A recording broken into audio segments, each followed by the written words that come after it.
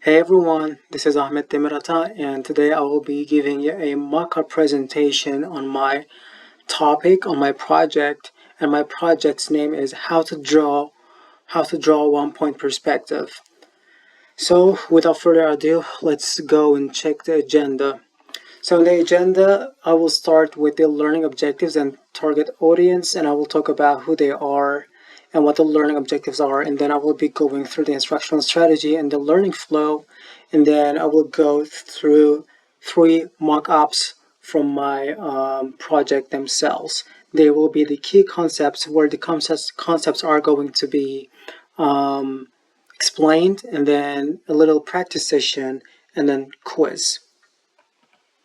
So my learning audience, the target audience is freshman, sophomore, fine arts, and or landscape architecture students. They're learning how to draw one-point perspective.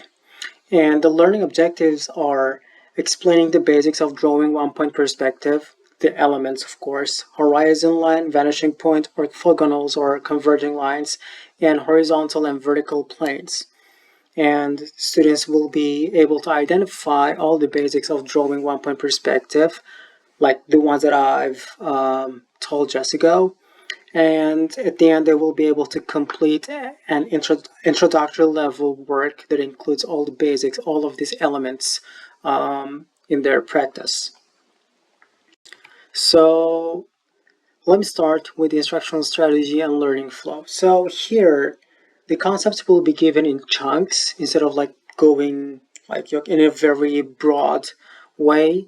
So the concepts will be given together with explanation and examples as chunks so that learners will be able to get them in small pieces as they also interact, engage with the interface, with the content itself.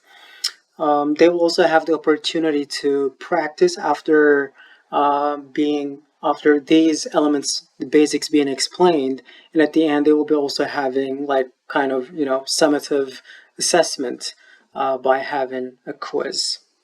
In this section, you will learn the key elements by clicking on them and revealing on the example painting, The Last Supper. Please, click on any of the elements. So as you heard, there's like an audio that is telling, that is giving the instruction to the students so that it will be also kind of like part of universal design, and students will be able to know what they're supposed to do.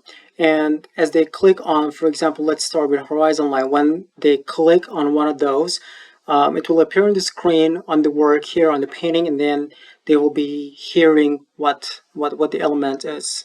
The horizon line is the imaginary line where the earth and sky come together. It is the furthest line that can be seen on the ground. Yeah, and so on and so on. Let's move to the next one. Next slide. In this practice, you will start with the first element, horizon line.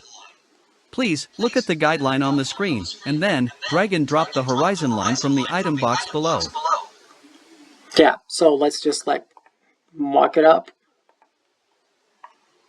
Good job! Now, go to the next step of the practice by clicking on the arrow on the right bottom corner of the screen.